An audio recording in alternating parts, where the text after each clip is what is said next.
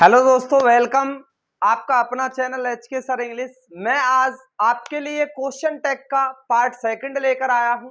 Question tag की पहली video मैंने करा दी है, जिस बच्चे ने वो नहीं देखी वो देख सकता है। क्वेश्चन टैग इतने जबरदस्त अंदाज में करा रहा हूं कि आपका एक नंबर कहीं भी नहीं जाएगा किसी भी कॉम्पिटेटिव लेवल का।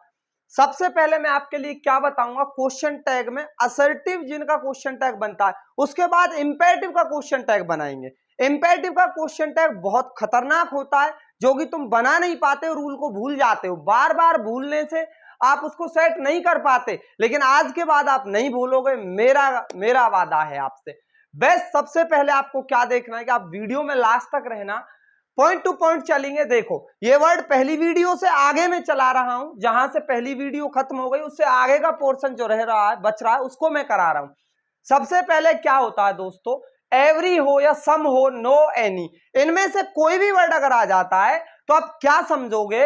इनके बाद में सुनो, ये चार वर्ड होते हैं, बड़े ध्यान से समझना है। ये चार वर्ड होते हैं, अगर इनके बाद बडी और वन आ जाए, किसी के बाद भी एनी वन, एनी बडी, कुछ भी आ जाए इन दोनों में से, इन चार वर्डों के बाद में अगर बडी और वन आ जाए तो आपको क्वेश्चन टैग में दे का यूज करना है। एग्जाम्पल से समझाऊंगा। और इन चारों वर्डों के बाद अगर थिंग आ जाए तो हम उसको वस्तु समझते हैं, सामान समझते हैं, तो आप इट का यूज करोगे। बडी और वन आ जाए तो पर्सन समझा जाता है, तो उसके लिए दे का यूज करते हैं। इसे हम दे का यूज करते हैं और इसके साथ इट का यूज करते हैं। समझ में आएगा एग्जाम्पल से, आप बेटेंशन रहिए, एग्जाम्पल के द्वारा समझिए। सबसे पहले, समवन स्टॉल माई वॉच, किसी ने मेरी घड़ी को चुराया है। बात कही किसी ने मेरी घड़ी चुराई, तो अब इसका क्वेश्चन टैग कैसे बनाएंगे, डिडंट दे। तो दे का यूज क्यों किया, क्योंकि सम के बाद में वन आ रहा है। क्या आ रहा है, सम के बाद में वन का यूज किया है। नेक्स्ट एग्जांपल है, anybody can lift this box, क्या कोई इस बॉक्स को उठा सकता है, तो आप कहोगे कांट दे।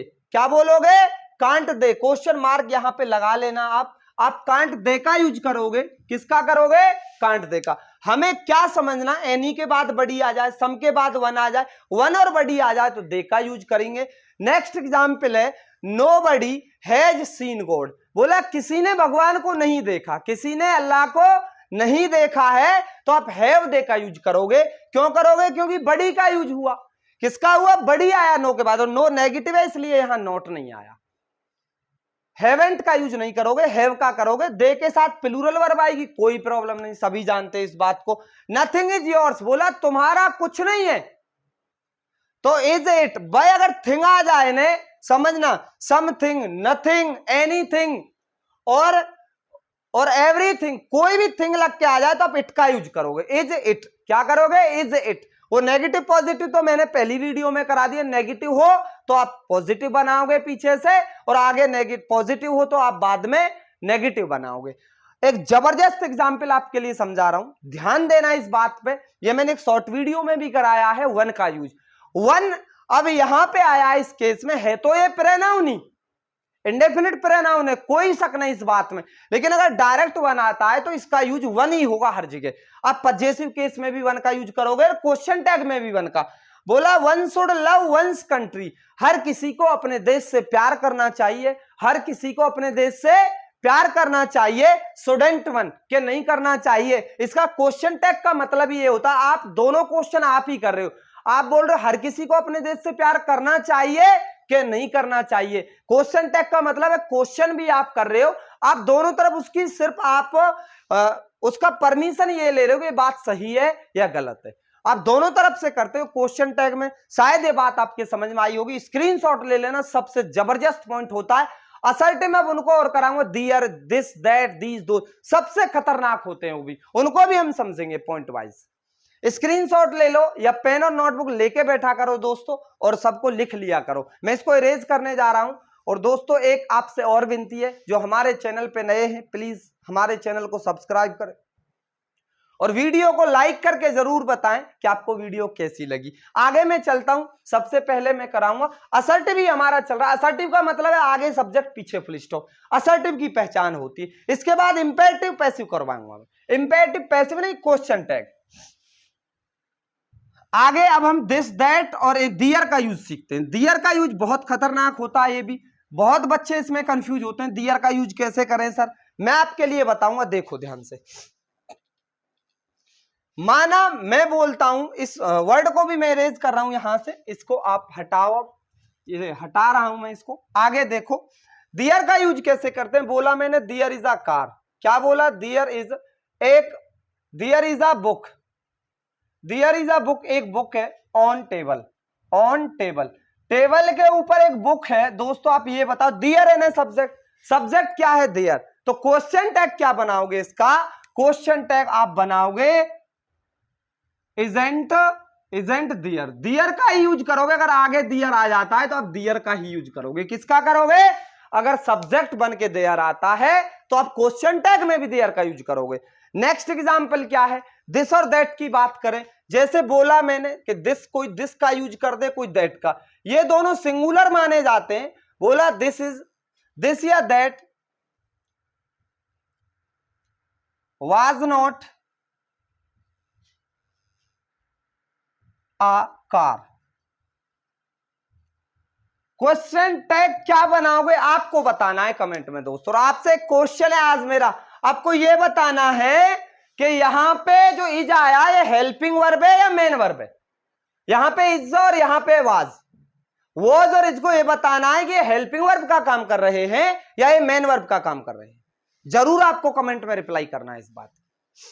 क्वेश्चन टैग कैसे बनाएंगे, दिस आ जाए आगे, दैट आ जाए, that is a my book, आप कुछ भी यूज कर सकते हो, दिस और दैट। तो आप यूज क्या करोगे,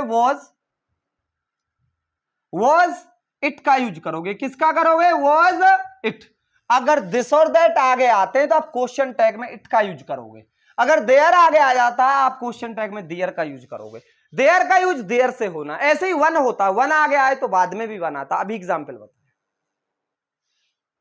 एक प्यारा एग्जाम्पल और देख लो। मान लो मैंने कहा दीज या दोज, भैया इन्हीं के प्लूरल, ये इसका प्लूरल है, दिस का प्लूरल दीज है और दैट का प्लूरल दोज है। आर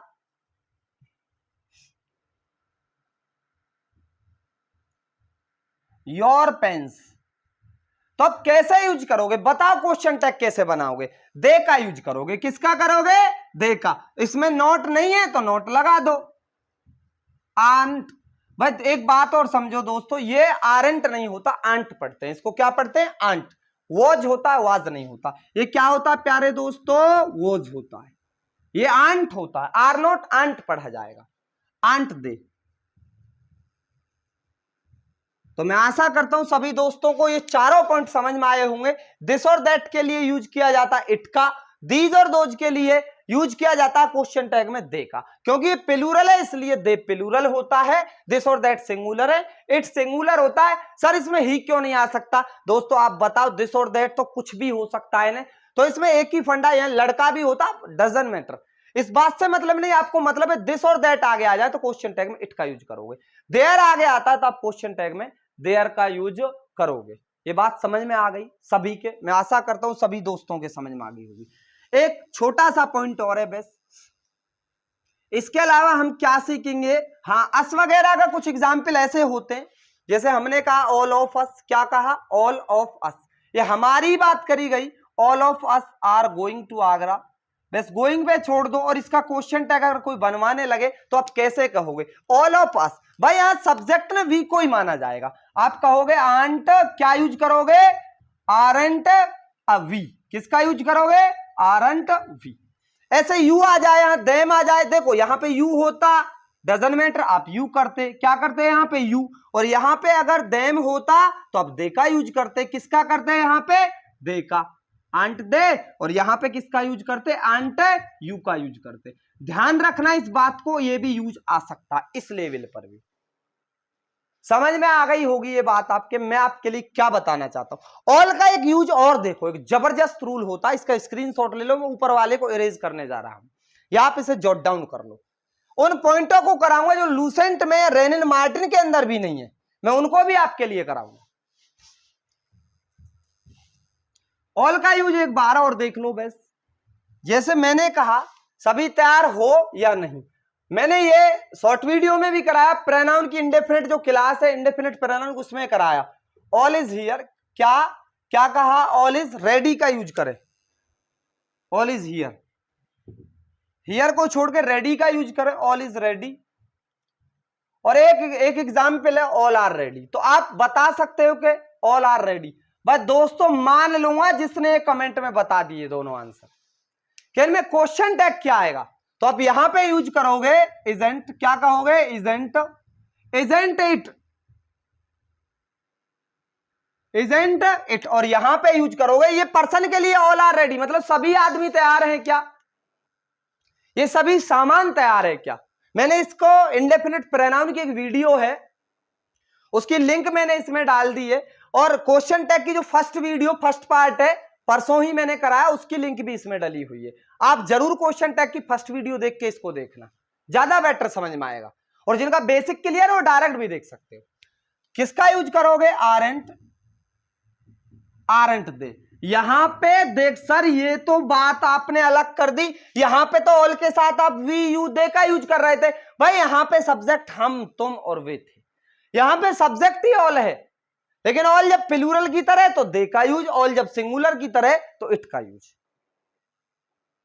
ऑल इज रेडी मतलब सामान के बारे में कह रहा है, जो सामान है कि वो तैयार है या नहीं, सभी सामान तैयार है कि ना, सभी पर्सन सभी बंदे तैयार हैं कि ना। समझ में आई बात।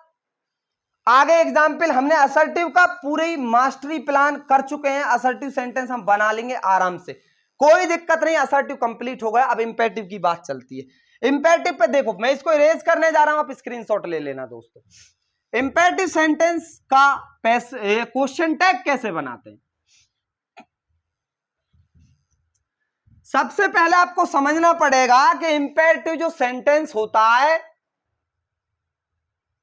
इंपेरेटिव, इंपेरेटिव सेंटेंस के अंदर, इंपेरेटिव जो सेंटेंस होता है उसके अंदर सब्जेक्ट क्या होता है दोस्तों। एक अंडरस्टूड पॉइंट होता है कि इसमें सब्जेक्ट यू होता है हमेशा। आप दूसरे के लिए ऑर्डर देते हो, आप दूसरे से रिक्वेस्ट करते हो, आप दूसरे पे कमांड करते हो हमेशा, और दूसरे को आप थ्रेट करते हो। समझ लेना इस बात को, इंपेरेटिव सेंटेंस का अंडरस्टूड सब्जेक्ट यू होता है। और जिस बच्चे को ये पता लग गया कि इंपेरेटिव सब्जेक्ट, इंपेरेटिव सेंटेंस में सब्जेक्ट यू होता है, वो आसानी से क्वेश्चन टैग बना लेगा।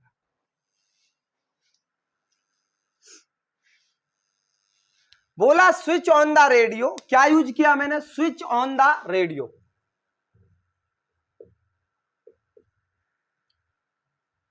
Switch on the fan. किसी को तुम ऑर्डर दे रहे हो कि पंखे को बंद कर दो, तो है कौन, यू, तुम्हारे लिए ऑर्डर दिया जा रहा है, हमेशा यू के लिए, मतलब सब्जेक्ट इसमें यू होता है। अगर इसमें यू का यूज कर दूं तो असर्टिव बन जाएगा, क्योंकि बाद में फुल स्टॉप तो इसमें भी आता है, लेकिन इसमें सब्जेक्ट का यूज नहीं किया जाता। बस सब्जेक्ट का यूज क्यों नहीं करते, क्योंकि आपको पता होता है आप दूसरे से बोल रहे हो, आप किसी से रिक्वेस्ट कर रहे हो प्लीज हेल्प मी, तो सामने वाले से रिक्वेस्ट कर रहे हैं। तो इसका क्वेश्चन टैग दोनों तरह बनता है, आप विल का यूज कर सकते हो, विल यू, या दोस्तों एक बात और समझना, आप वांट यू भी कर सकते हो। नेक्स्ट एग्जांपल लू मैं वांट वाला। बोला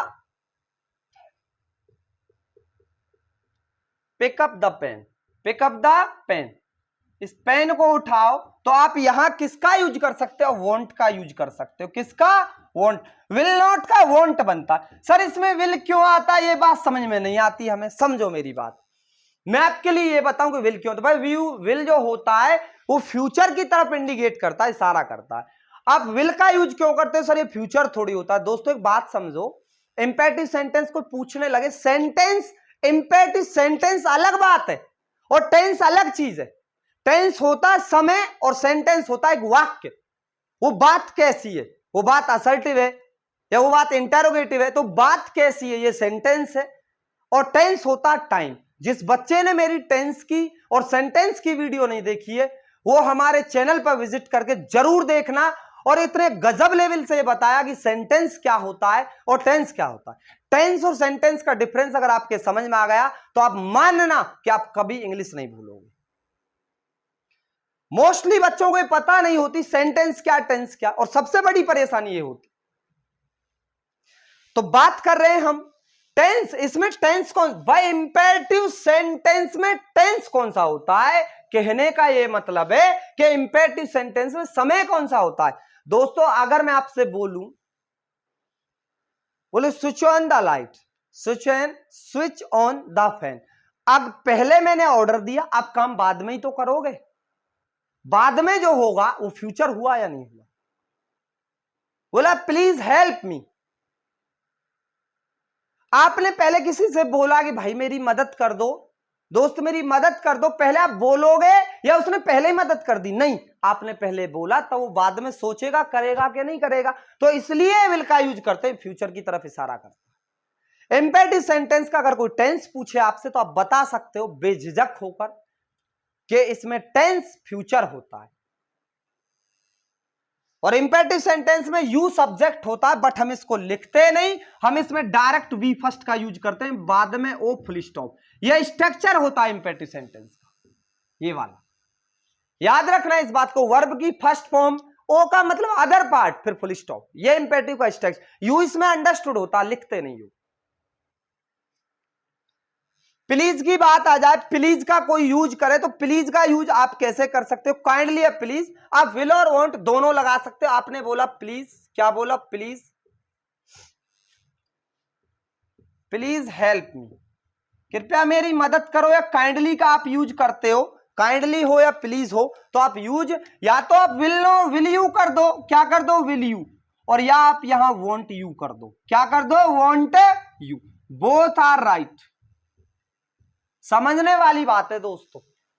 आप विल का यूज कर सकते हो और वांट का यूज भी कर सकते हो। आप इसे नेगेटिव बना सकते हो, इसे पॉजिटिव बना सकते हो। अगर इसमें नेगेटिव हो, यह बात इंपॉर्टेंट है, स्टार बना लेना अब इस बात पे। अगर नेगेटिव हो, बोला डोंट टच मी, मुझे छुओ मत, बोलते ना मुझे छुओ मत, तो आपने मना किया। अब आप यूज करोगे यहां पे विल का, ओनली विल का, क्योंकि इसमें नॉट पहले से है। ये बात तो श्योर है, अगर नॉट पहले से है नेगेटिव तो आप नॉट का यूज नहीं करोगे, लेकिन अगर पहले नेगेटिव ही नहीं है तो आप नेगेटिव भी बना सकते हो, उसे पॉजिटिव। इंपेरेटिव की खास बात होती है, याद रखना दोस्तों, थोड़ा टफ पड़ता है, समझने से आ जाती है चीजें। फिर समझो, अगर कोई भी सेंटेंस नेगेटिव हो तो आप पॉजिटिव बनाते हो, ये कोई टेंशन नहीं इस बात में आपका। पॉजिटिव अगर नेगेटिव है तो पॉजिटिव आप बनाते हो, मैं जानता हूं आप जानते हो इस बात को। लेकिन अगर वो पॉजिटिव है और इंपेरेटिव है, मतलब इंपेरेटिव सेंटेंस है, उसमें नोट कहीं से नेगेटिव नहीं बना हुआ, तो आप उसका नेगेटिव भी बना सकते हो और पॉजिटिव भी बना सकते हैं। दोनों राइट होते हैं, दोनों क्या होते हैं? Both are right. क्लियर हो गई बात नोट वाली भी। अब थोड़ा एक पॉइंट और आपको समझना है कि इसका यूज हम कैसे करते हैं। जब किसी पे स्ट्रेस दिया जाए तो आप कैन का यूज भी कर सकते हो। इसको आप हटाओ और स्ट्रेस में बताता हूं। इंपेरेटिव चल रहा, बस 2 मिनट और आपकी लूंगा और क्लास हम खत्म कर देंगे आज की। यूज किया, यूज योर, आप दबाव डाल के कह रहे हो किसी बात को, यूज योर ऑन माइंड। आप प्रेशर इस बात पर डाल रहे हो, आप इंफेसाइज कर रहे हो कि अपना पूरा दिमाग यूज करो। प्रेशर, इंफेसाइज, जोर, दबाव डाल के आप टर्न कर रहे हो इस बात, तो यूज करोगे कांट। किसका यूज करोगे? कांट का भी कर सकते हो आप, कांट यू, कांट यू। भाई इसमें याद रखना, आप इसमें कैन यू मत करना, कांट यू आएगा। जब आप इंफेसाइज करो, rake up the dead past आता है।